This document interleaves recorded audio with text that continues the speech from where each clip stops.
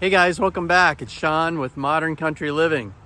My wife said she wanted some rocks moved in the flower garden out front, and as you're gonna find out here, they are rocks that are a little bigger than what I can handle personally. So we're gonna get the tractor fired up, and I'm gonna put the backhoe on it. Yeah, that's what it's called. See if I can move a little bit of dirt and move a couple rocks. So let's get this done. Okay, so coming into the pole barn here. Let's get the door opened up.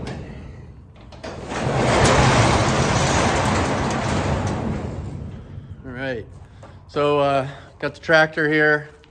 Boop, boop. And let's see, let's go find the backhoe.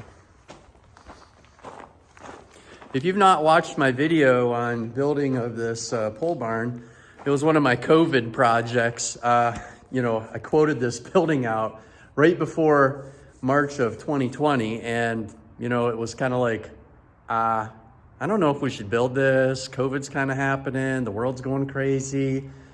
So I put it off. And then August came around and everything seemed like maybe it's going to get a little bit better. And therefore, I said, I'm going to do it. Well, then I priced out the materials and they went up like, I don't know. The cost of a 6x6 went up from like $55 to $85. And all the lumber just was starting to get wonky on me. And my dad's like, what are you going to do? I said, I think it's going to get worse. I'm going to build this building. And so we made a plan and we built it. All right, so we've got the backhoe over here in the corner. And good thing I boxed it in.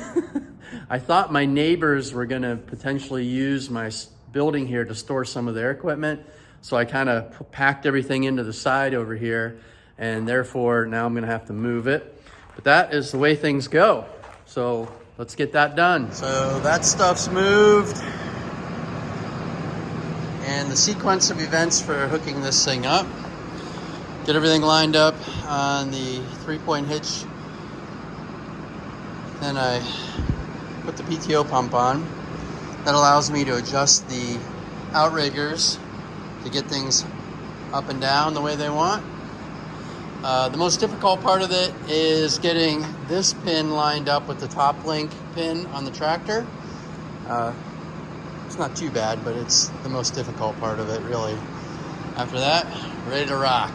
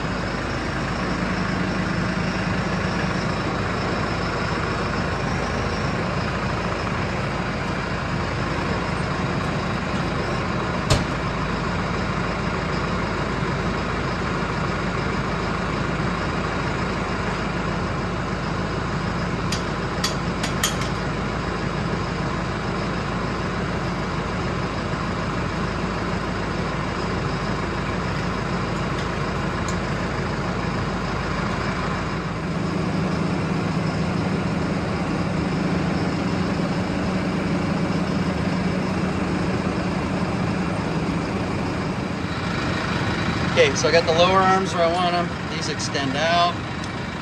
Get those lined up. So we're almost done that. Do the same on the other side. Then we'll get the PTO pump hooked up. I turn the tractor off for that. So that, and that, and we'll get her done.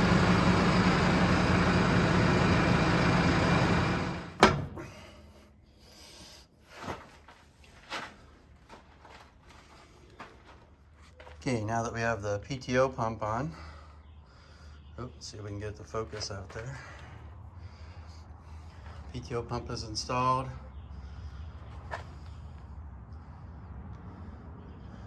And gotta back up a little bit so I get that lower link arm on. And then we'll raise the backhoe using hydraulic power and get this pinned in on the top here. Okay, we got it hooked up. It took me 10 minutes, which is longer than it should take. The issue is my bucket fell off the wood, and then it caused me a little bit of a geometry problem, but nothing you can't solve with a little bit of work. I had to use the outriggers to kind of level the backhoe and then the bucket till got it all figured out. On my to-do list is to build in this corner a nice little, basically think of it like a backhoe pallet. I want to be able to back in, have it set and fixed so I don't have to goof off with it, you know, trying to finagle it a half an inch here, a quarter of an inch there, or whatever. So on my to-do list is to make that happen. But right now, we got it on. Let's go make something happen out front. Okay, so you can see the backhoe's on. Everything's hooked up. And you see that big rock right there? She wants that moved, and some dirt and all that good stuff. So just want to show you something pretty cool. As you may know, if you look at some of my other videos, I'm a lean manufacturing guy. Love to eliminate waste, and one of the things that was always frustrating to me was when I was digging, how deep am I, right? So when I bought this backhoe, I bought it used.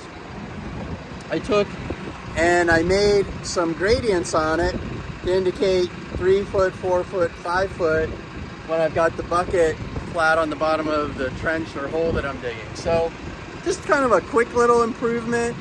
Makes it easier when I'm digging a ditch or trying to get down to a certain depth that I can really at least get pretty close with the getting out of off the vehicle, you know, off the tractor, vehicle, whatever, and getting the tape measure out. I can, you know, kind of eyeball it with the arm of the backhoe. So let's take a look at what I got here. Other than a beautiful sun over there blinding me, I got to move some dirt here. And I'm going to take this rock and I'm going to move it. We're looking at reducing the size of this garden down a little bit. I'll end up mowing a little bit more, but just become a little bit overgrown and we want to reduce it down a little bit. So let's see what we can do.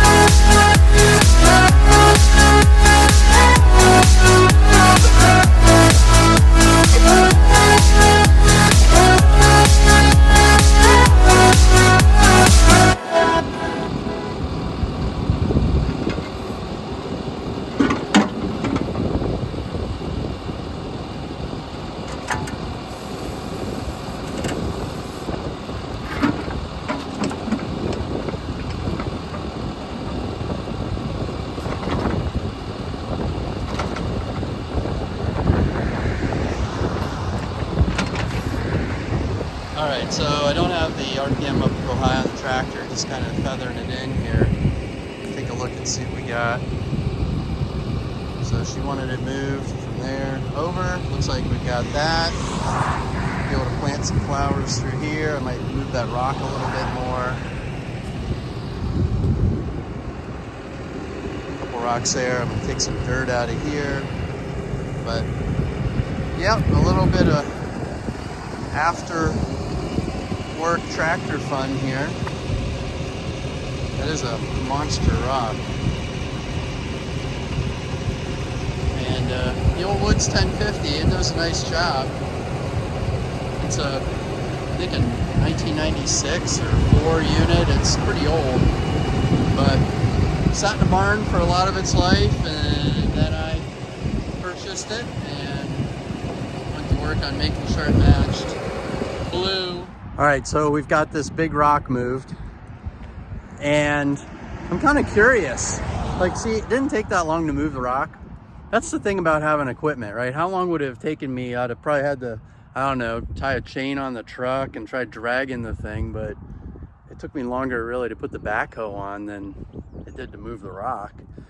And I got some dirt to move out of here, but what's your experience with using a tractor?